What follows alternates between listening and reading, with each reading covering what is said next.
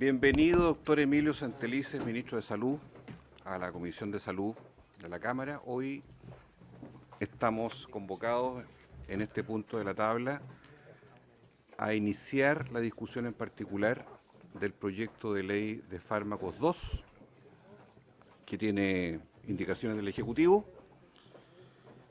Diversos parlamentarios, ministro, me han pedido, si fuera posible, que antes de entrar al punto y la coma, los detalles, porque hay más de 170 indicaciones, muchísimas indicaciones, pudiéramos tener una cierta conversación conceptual de los énfasis que el Ejecutivo quiere colocar, instalar, o los mitos que quiere también desprejuiciar de la opinión pública, de modo tal de que quisiera ofrecerle a usted la palabra para que usted pudiera situar, ya que estamos en esta etapa tan importante. El proyecto está aprobado en general, ahora entramos en la discusión en detalle, qué aspectos del conjunto usted y el gobierno desea colocar en primer orden y precisar tal vez algunas materias que de la vez anterior que usted estuvo, que fue hace 2 semanas atrás, porque después vino la subsecretaria, quisiera usted enfatizar en este momento antes de entrar a los detalles de este proyecto. Diputado Macaya.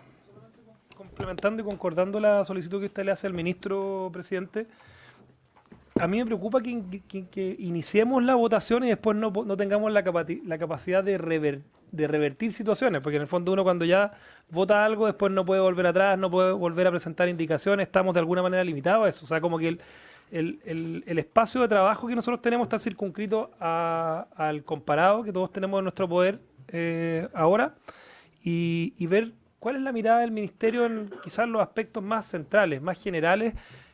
Receta médica, prescripción por genéricos o medicamentos de marca, ha sido un tema que ha sido bien conversado en esta comisión y donde obviamente es importante tomar una postura que ojalá tengamos la capacidad de conversar y reflexionar lo máximo posible con la mayor cantidad de insumos que nos pueda proporcionar el Ejecutivo, lo que es importación de medicamentos, lo que es venta de medicamentos en góndolas en el comercio, los aspectos que en definitiva debieran mejorar la competencia, la transparencia y la posibilidad de bajar los precios de medicamentos. Así que yo comparto ese espíritu, presidente, y yo a priori me atrevería quizás a sugerirle que no lo votáramos hoy día. A mí me complica que tomemos un camino, o que iniciemos un camino, porque tenemos hoy día estamos en discusión particular, lo que significa que podríamos eventualmente iniciar la votación en particular. Así que a mí me complica si todavía no tenemos cerrado y tan masticado un documento que es bastante complejo y que no tengamos capacidad de retroceder después. Muy bien. Diputado Celis. En la misma línea de lo que señala el diputado Macaya, como tiene gran cantidad de indicaciones, entonces hay que hacerse un contexto de lo que vamos a revisar. Yo tal vez pediría que hoy día solo escuchásemos al ministro en general y que pasáramos al proceso de discusión en particular en la próxima sesión, en otra sesión. Diputado Crispi.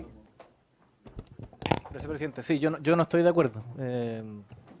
Creo que hemos tenido tiempo vasto para poder revisar el proyecto, las indicaciones, más o menos sabemos cuáles son. Entiendo que podemos escuchar ahora al ministro y en el transcurso de la votación podemos contar con su opinión en cada uno de los artículos. O sea, además, creo que si empezásemos a votar hoy día, por la hora vamos a votar un par de artículos, pero creo que es importante comenzar a hacerlo. De verdad que no encuentro suficientes argumentos para no hacerlo y efectivamente, cada votación obliga de que no vamos a poder seguir votando, pero no vamos a poder revisar, pero que lo hagamos.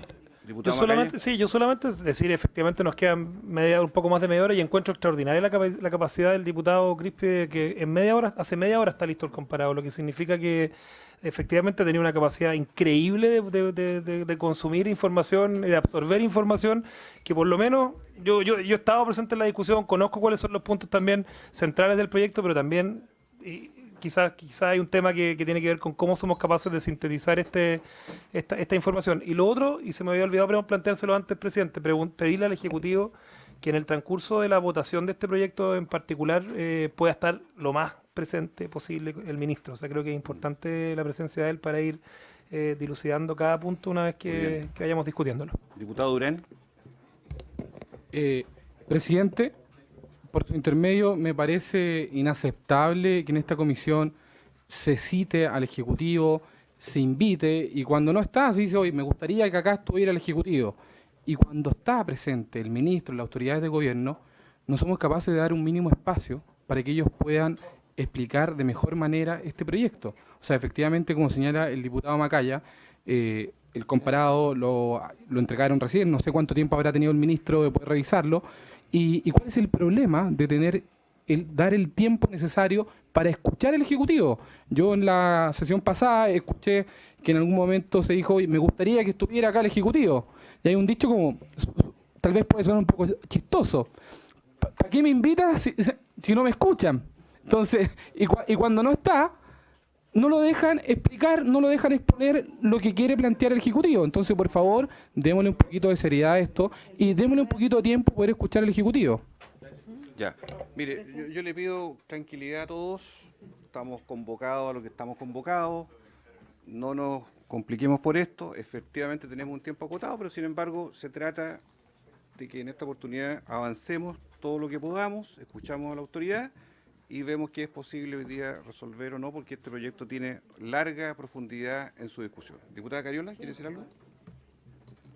Presidente, a ver, yo también, la verdad es que más allá de que estoy de acuerdo con la intención de escuchar al Ejecutivo, y creo que efectivamente sería muy positivo que el Ejecutivo estuviera presente en toda la tramitación. O sea, si el ministro puede asumir el compromiso, diputado, si el ministro puede asumir el compromiso de estar presente en toda la tramitación, sería ideal, porque en la medida que vamos avanzando en el articulado, y así también lo saben los diputados que tienen más experiencia, vamos avanzando artículo por artículo, vemos las indicaciones y el Ejecutivo va entregando opinión en cada uno de los artículos si quiere, y cada vez que el ministro lo considere necesario incluso, porque tiene reglamentariamente la potestad de interrumpir cada vez que considere necesario dentro del debate. Por lo tanto, yo la verdad es que creo que nosotros hemos analizado harto el proyecto, presentamos indicaciones, de hecho con varios parlamentarios aquí nos juntamos a trabajar algunas indicaciones en común, a ver y analizar, y no veo problema de que pudiésemos avanzar en la discusión al menos del primer artículo. Esa es mi opinión. Si la consideración es otra, está bien, digamos, pero también que se tenga en consideración que el ministro va a estar presente, si es su disposición, en toda la tramitación, y él puede intervenir en cada artículo si lo considera necesario. Explicar, exponer, incluso referirse a cada una de las indicaciones que los parlamentarios hemos presentado. Así que, ministro, usted tiene aquí un espacio para poder debatir y discutir con nosotros. Nadie le ha negado la palabra para que tampoco se hagan definiciones falsas de la voluntad de esta comisión, que muy por el contrario, de no escuchar, tiene la disposición a escuchar, a debatir y a avanzar en este proyecto, porque no queremos obstruir los proyectos de ley, queremos avanzar en los proyectos de ley del Ejecutivo. De hecho, le pusimos hartas indicaciones precisamente por lo mismo. Le voy a dar la palabra al señor ministro de Salud y me gustaría en las cosas que usted pueda aludir, que dado que ha trascendido, que sería uno de los aspectos a considerar en las mesas de diálogo del Ejecutivo, el crear un seguro de medicamentos a nivel nacional, también pudiera abordar ese tópico, que es un tópico que ha causado también cierto impacto ciudadano positivo, por supuesto, en torno a la materia. Tiene la palabra, ministro. Gracias, señor presidente, y por su intermedio agradecer a la comisión por la buena disposición de avanzar en esta ley, que es un anhelo de la población, en el sentido de que lo primero que quiero poner en contexto, que lo que finalmente nos convoca es cómo disminuimos el gasto de bolsillo de los chilenos en materia de salud, entendiendo que cuando uno mira a todos los países de la OCDE, es el segundo país en donde tenemos mayor gasto de bolsillo. Aquí hay que hacer una precisión, si se quiere, tecnológica, no tecnológica, sino que metodológica, es que en Chile hay algunas aproximaciones de gasto de bolsillo en salud propiamente tal. Lo que nosotros tenemos es un proxy de gasto de bolsillo, toda vez que se calcula del gasto del consumo de hogar, un porcentaje que se deja gasto de bolsillo, y es por eso que cuando uno mira la serie de tiempo, entre un año y otro, a veces ha aparecido 2 o 3 puntos porcentuales de crecimiento del gasto de bolsillo, y ha tenido que ver que la capacidad de consumo de los chilenos ha aumentado, y por lo tanto, como está ajustado, indexado al gasto total, ha aparecido el gasto de bolsillo más elevado. Hecha esa pequeña disquisición, efectivamente, aún así, digamos, el gasto de bolsillo nuestro, con este proxy de gasto de bolsillo, es el segundo más alto después del de México, que es un 30%. Entonces, ¿por qué porque encima el precio en relación con este objetivo final, que es disminuir el gasto de bolsillo. ¿Y por qué ir a intervenir esta variable? Porque lo que sabemos que cuando uno desagrega el gasto de bolsillo de las familias, un 30% de ellas está relacionado con la compra específicamente de fármacos. Esto es más o menos sobre 36.000 pesos en las familias de mayores ingresos mensuales, pero en las familias de menores ingresos este gasto de bolsillo asociado a medicamentos puede incluso representar el 50%. Entonces, lo primero entonces es decir que el objetivo último que estamos buscando es la disminución del gasto de bolsillo a través de la variable explicativa que más lo determina, que es los medicamentos. Ahora, cuando uno analiza el tema de los medicamentos, ahí nosotros tenemos por un lado los medicamentos genéricos, que efectivamente cuando uno mira la serie en relación a Latinoamérica, están entre los valores más bajos de Latinoamérica, están entre los 3 más bajos.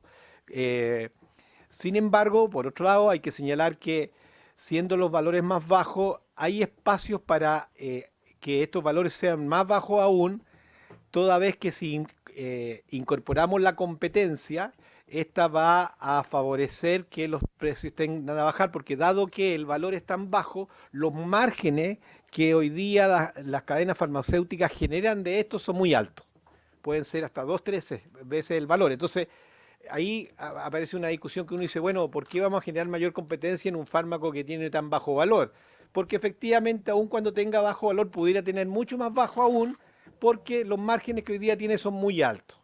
En segundo lugar, vamos a tener los medicamentos que son de marca, innovadores, y efectivamente ahí al revés. Nosotros tenemos medicamentos que son, están a diferencia de los primeros, están entre los tres más altos de la región en términos de precio. Y por otro lado tenemos una situación que es inédita en nuestro país, porque cuando uno mira la industria farmacéutica internacional, tenemos los innovadores y tenemos los genéricos bioequivalentes. Aquí tenemos lo que se llama los genéricos de marca. Y eso es una situación que lleva a un valor intermedio entre los primeros y los segundos, teniendo un sesgo al alza, es decir, siendo mucho más cercano al precio del innovador. Ese sería el panorama global. Ahora, cuando uno dice, bueno, ¿cómo podemos intervenir para poder disminuir los precios de los medicamentos? Ahí yo quiero ser muy transparente. Creo que el presumir que con una medida uno va a lograr, por así decirlo, tener esta bala de plata que nos va a determinar que con esta intervención vamos a lograrlo, sería poco riguroso, porque efectivamente aquí hay una serie de medidas y a eso apunta el proyecto, y por eso el proyecto uno ve que tiene distintas dimensiones. Una de ellas tiene que ver con aumentar la transparencia. ¿Y por qué aumentar la transparencia? Porque resulta que aquí tenemos, en la cadena de producción, tenemos la industria farmacéutica, tenemos después los distribuidores y después tenemos el lugar de venta. Y ahí entonces ustedes bien han sido testigos y han escuchado a todos los actores y ustedes se fijan que, por lo menos es la conclusión a la que yo llego, que esa es una discusión de suma cero que periódicamente uno revisa por los medios en donde los de la industria le asignan el alza de los precios a los que distribuyen o a los que venden finalmente y viceversa. Y en definitiva, para poder disipar esa situación, aparece un solo elemento que es generar transparencia y es lo que nosotros estamos propiciando en el proyecto, es decir, cuál es el valor de salida de precio de venta en cada uno de los niveles de la cadena de producción, es decir, industria farmacéutica, distribuidor y después el punto de venta.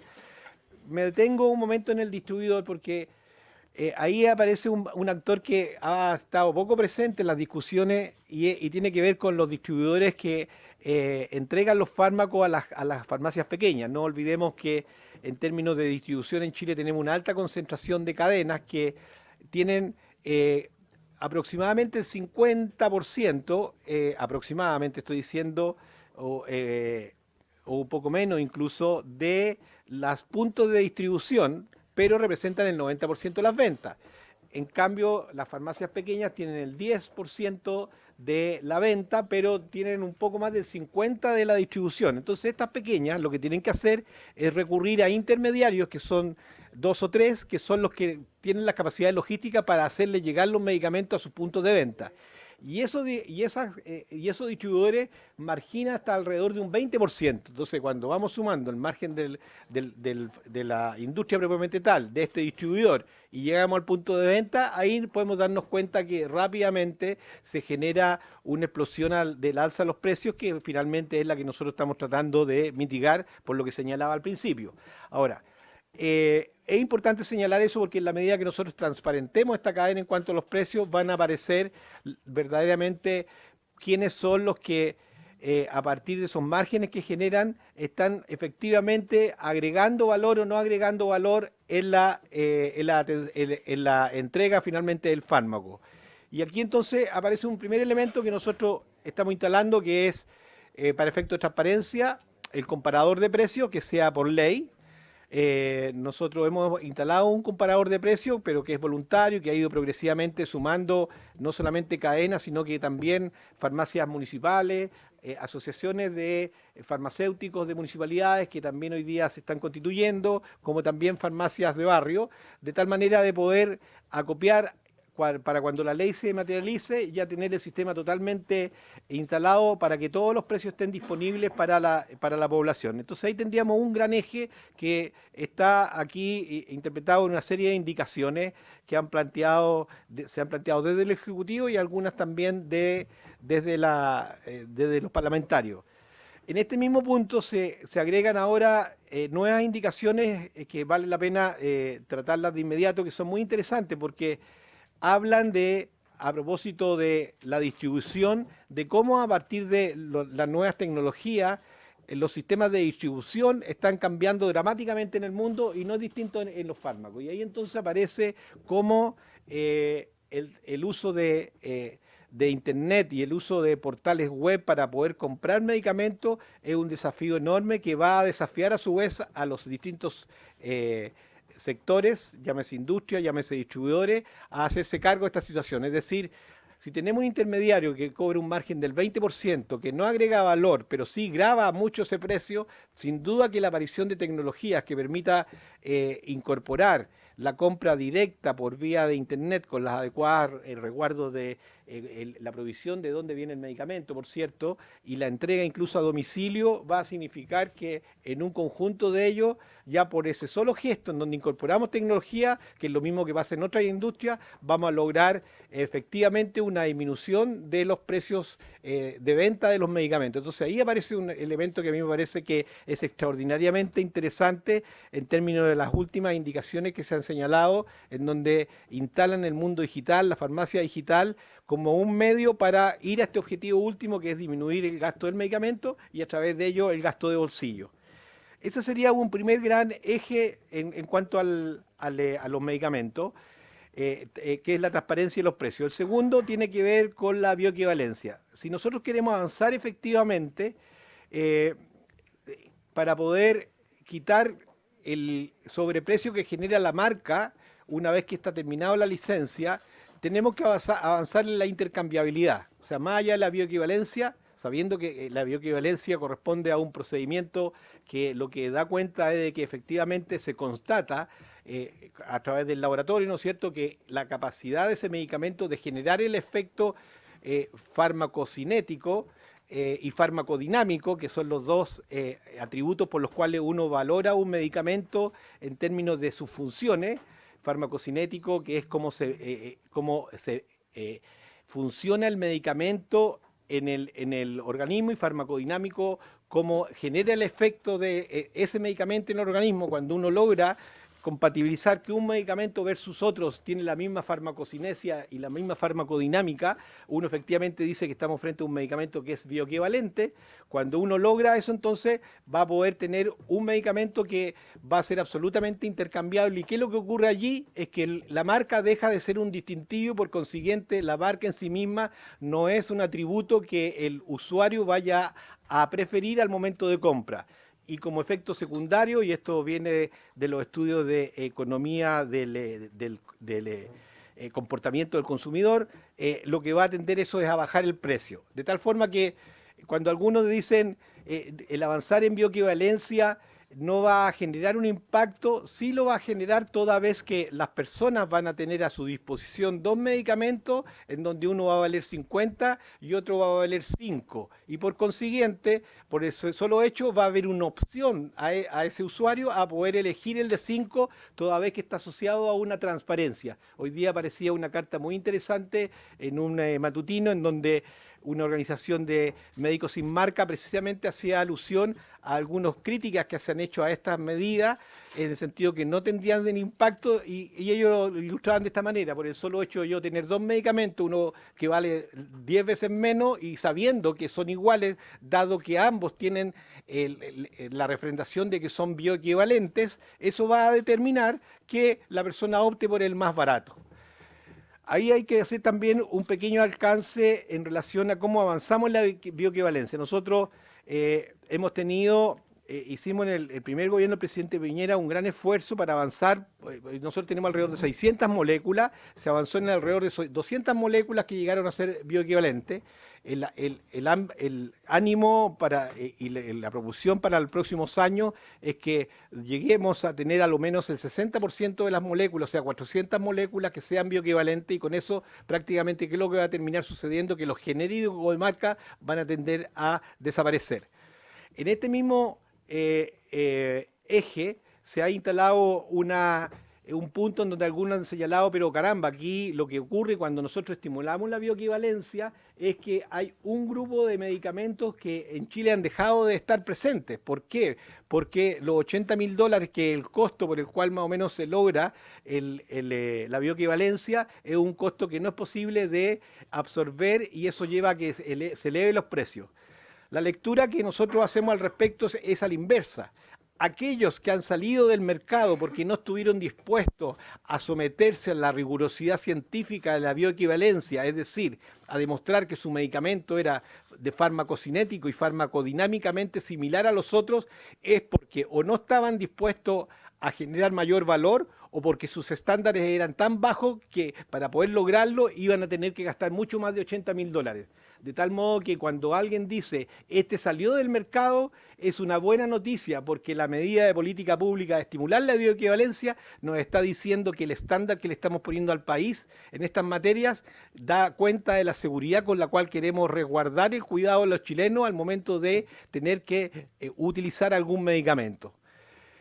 Ese sería el segundo eje por el cual nosotros creemos que tenemos que avanzar. El tercero tiene que ver, a propósito también de la competencia, que algo señalaba inicialmente, una larga discusión que se ha dado en relación a los medicamentos de venta en góndola. Ya señalaba por qué los de venta en góndola es interesante incorporarlo a modo de aumentar la competitividad, disminuir los precios, aun cuando sean los genéricos, que sabemos que son los tres de más bajo precio, pero que tienen muy alto margen, por lo tanto tienen a su vez muy alto espacio para disminuir esos precios, de modo que se genera de toda lógica que efectivamente pudiéramos avanzar en este sentido.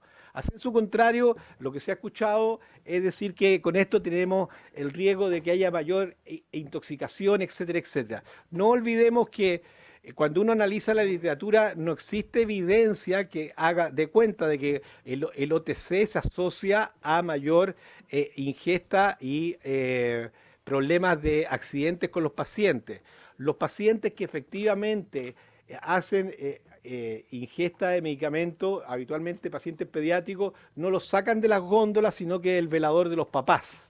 Y por lo tanto ahí aparece otro elemento que tenemos que asociar a esta política pública de OTC, que tiene que ver con la automedicación. Y la automedicación tenemos que tratarla no solamente porque con esto vamos a estar evitando el uso de medicamentos innecesarios, sino que fundamentalmente la vamos a tener que generar por dos razones. Una de ellas tiene que ver por el hecho de que hoy día la polifarmacia, la automedicación, no solamente puede generar problemas de efectos secundarios no deseados y desconocidos, sino que fundamentalmente porque lo que tenemos que hacer es instalar un adecuado conocimiento de la población del uso de los medicamentos, Uno, para evitar estas situaciones que ya señalaba, pero otra que quizás es la más importante para avanzar en la adhesividad de los tratamientos, es a la inversa. ¿Y por qué hablo de avanzar en la adhesividad de los tratamientos? Porque resulta que hoy día, y eso tiene que ver con el modelo de atención, nosotros sabemos que la mayor concentración de uso de medicamentos está en los pacientes con patologías crónicas y gran parte de estos medicamentos están asociados también a multimorbilidad. No olvidemos que los enfermos crónicos solamente el 10% de ellos tienen una enfermedad crónica. Y entonces aquí lo más importante son dos elementos. Uno, evitar la polifarmacia. ¿Por qué? Porque los efectos adversos y la interacción a veces se disimula y a veces el enfermo le genera mucha enfermedad por la interacción que no está siendo advertida. Pero el otro elemento que es importante es porque en la medida que nosotros generamos una educación en torno al uso de los medicamentos, lo que vamos a tener que hacer es lograr la adherencia, porque aquí hay un argumento muy importante para nosotros incorporar a propósito de educación en medicación, que es que la adhesividad de los tratamientos en América Latina, así lo señala el informe del Observatorio Europeo, es muy baja, es de alrededor de un 30%. Es decir, cada vez que un médico prescribe un medicamento, 1 de cada 3 de sus enfermos va a seguir las indicaciones.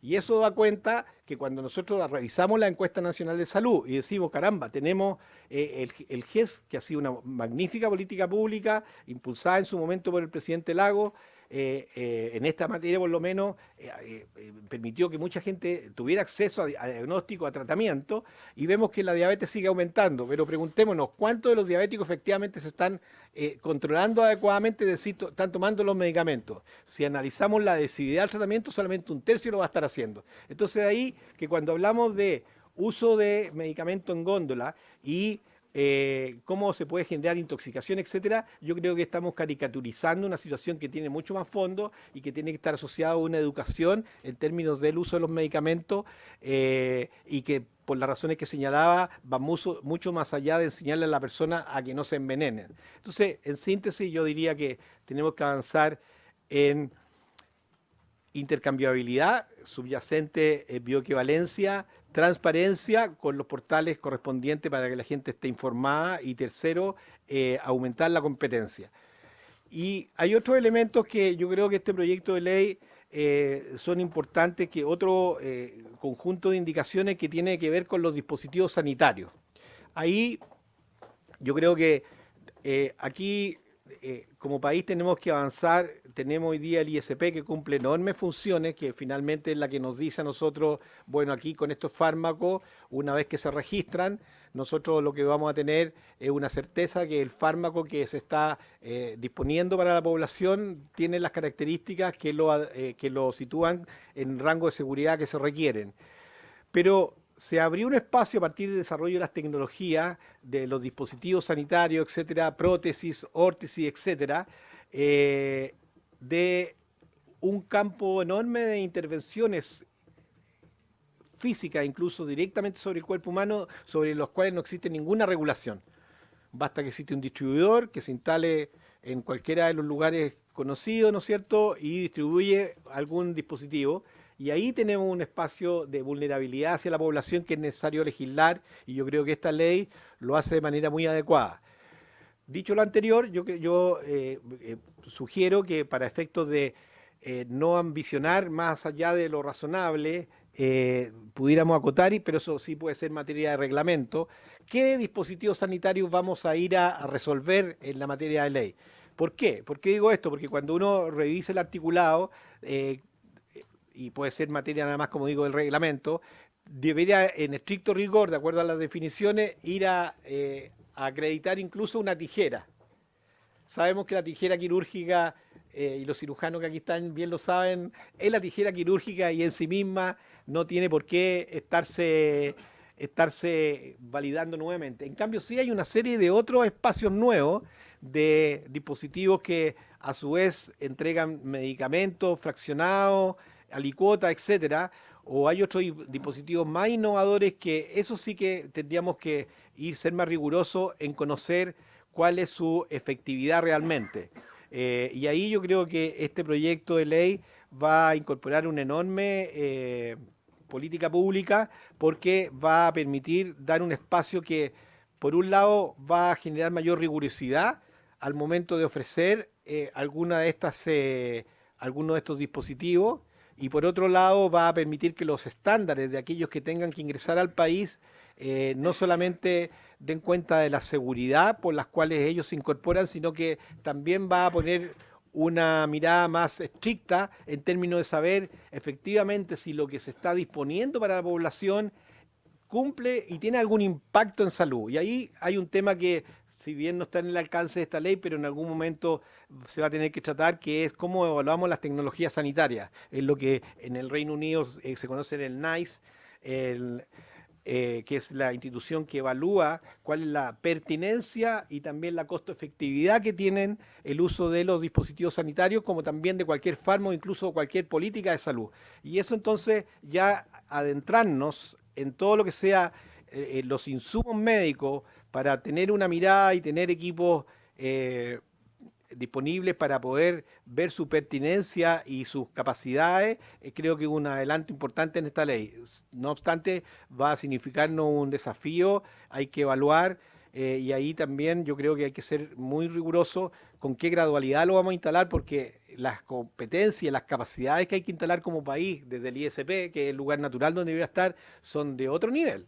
Es decir, vamos a tener que preguntarnos, ¿contamos con los recursos humanos, no solamente con el espacio físico, sino que con las capacidades para que esta ley no sea letra muerta o más aún? Podría ser un camino mucho más peligroso si es que no somos rigurosos en ese sentido, porque pudiéramos, si no disponemos adecuadamente de los recursos y de los equipamientos y las capacidades para validar, es que termináramos validando por secretaría, por así decirlo, un dispositivo, y ahí lo que estaríamos haciendo, lo digo entre comillas, licencia para matar. Es decir, dado que este dispositivo está asegurado, la gente lo va a poder hoy día utilizar de manera más libre. Hoy día a lo menos se da la situación de que los equipos de salud y los usuarios directos, cuando la venta sea directa, se pueden hacer ellos la pregunta, pero cuando yo a su vez le voy a poner un certificado de que la institucionalidad del país en el ámbito sanitario lo validó, puede incluso hacer mucho más libre y mucho más frágil su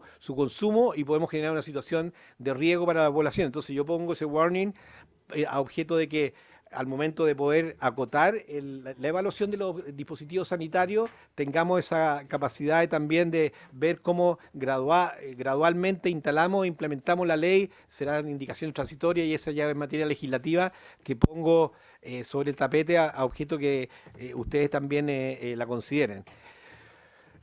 Eso sería en relación a lo que podemos desarrollar en términos de la distribución individual. Ahora, hay otro gran capítulo que es importante y que también en la ley se toca, que es cómo desde la compra institucional, es decir, cómo desde Senabas, nosotros vamos a abordar lo que está sucediendo hoy día con la industria farmacéutica, es decir, cómo podemos tener un Senabas más robusto, cómo podemos generar una entrada más libre de medicamentos, de poder hacer observación internacional de cómo se está moviendo el mercado internacional a objeto de poder capturar los mejores productos a menor precio y cómo le entregamos mayores competencias para que esta institucionalidad pueda convertirse efectivamente prácticamente solo un agente de compra y que permita también incorporar catálogos más amplios al ISP para que queden los medicamentos registrados y de esta manera evitar que se vaya a producir a veces o quiebre de stock o bien que se vaya a producir una compra con precio abultado en circunstancias que en otros lugares del mundo se está dando valores mucho más asequibles. Creo que, señor presidente, que aquí estamos en presencia de una ley que es extraordinariamente importante.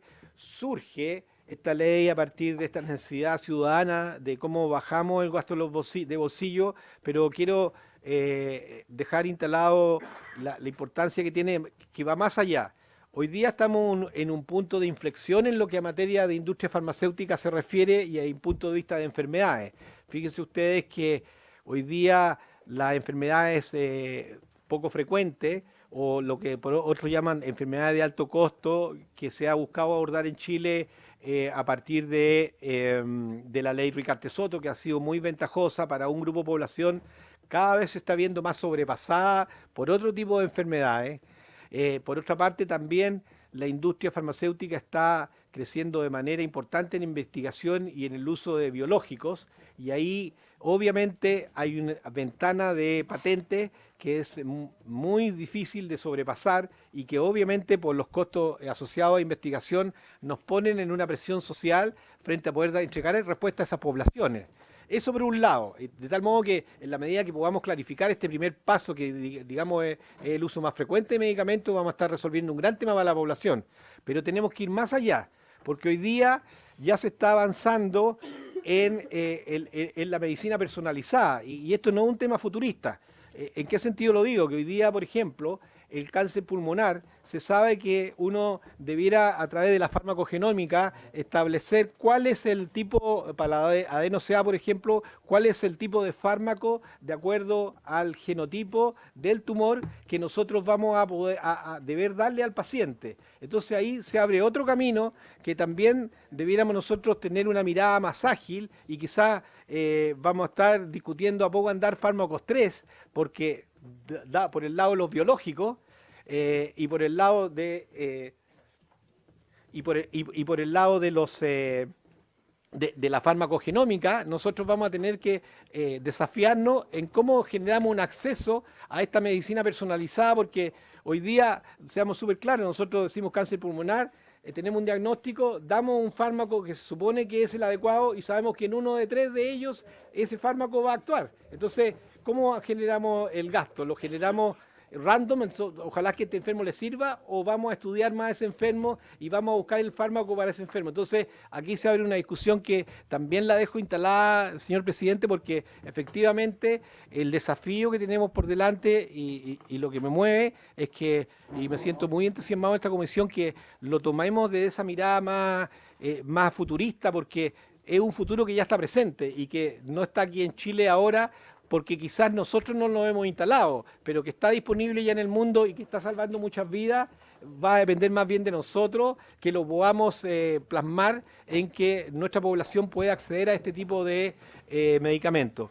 Así es que, dicho esto, y recogiendo las palabras de la diputada Cariola por su intermedio, presidente, yo le agradezco la invitación que ella me hace a poder participar abiertamente, y voy a estar presente. Si alguna vez no lo puedo hacer, voy a presentar mi excusa, y créanme que cada vez que ello ocurra van a ser justificadas, porque esto es de máxima importancia para el Ejecutivo por las razones que di al principio. Sobre el Seguro Muchas gracias. Nacional de Salud.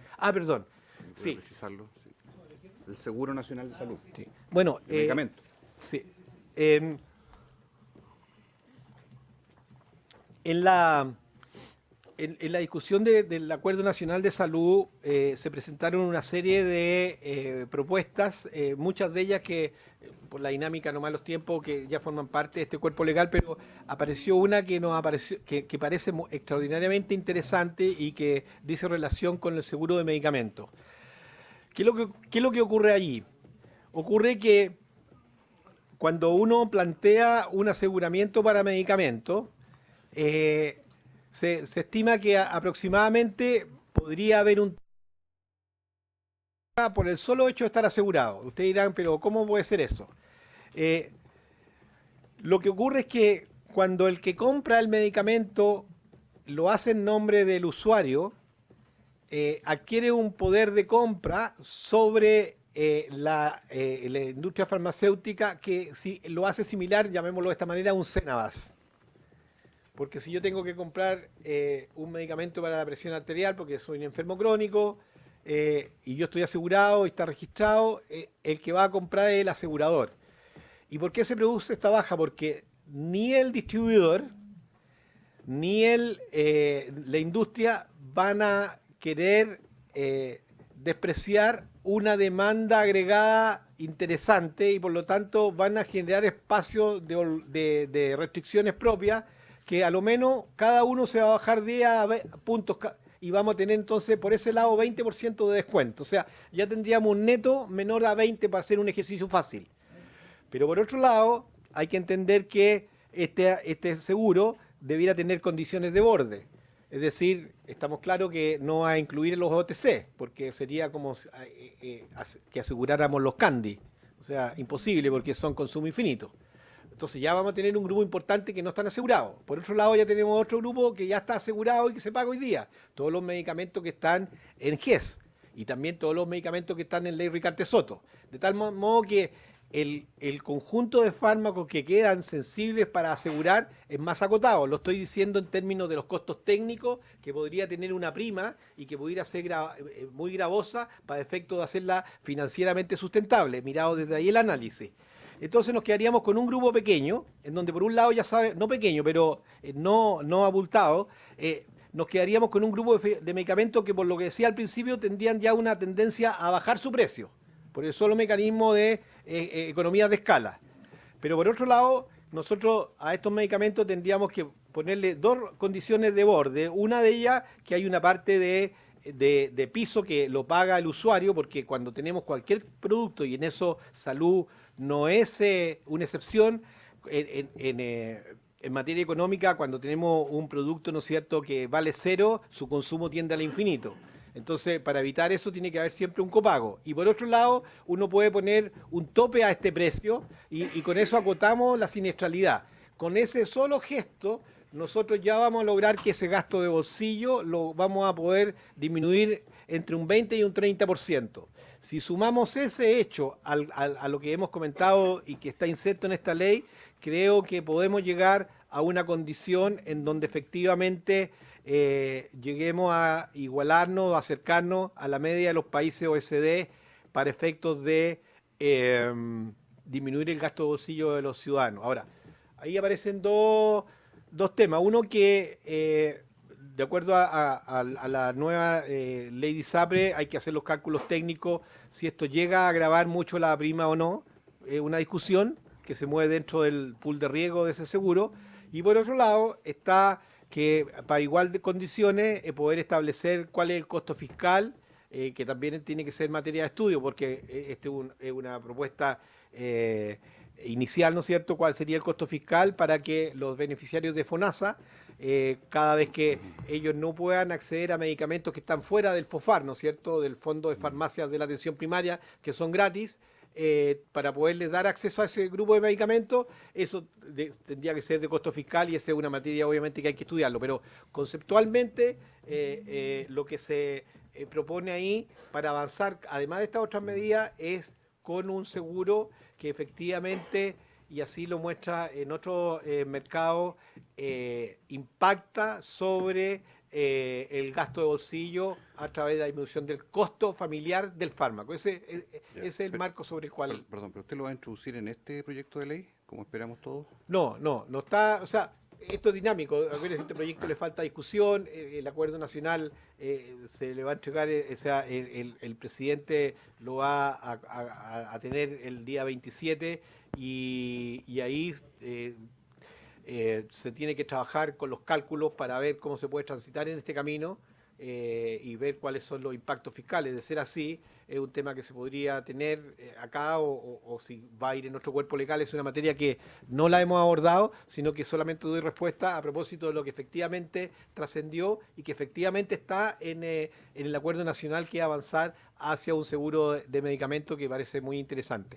Bien, muchas Gracias, presidente. Antes de cerrar, el diputado Verdesi me ha pedido el consenso y la unanimidad porque él, por diversas razones de fuerza mayor, no alcanzó a enviar sus enmiendas, sus indicaciones. Si hubiera, diputado Verdesi, si hubiera disposición de la comisión de acoger sus enmiendas, ¿habría acuerdo? Sí, por supuesto. Hay acuerdo, doctor Verdesi, todavía es querido. Por haberse cumplido el propósito de esta sesión, muchísimas gracias, ministro, y a todos los diputados. Se levanta.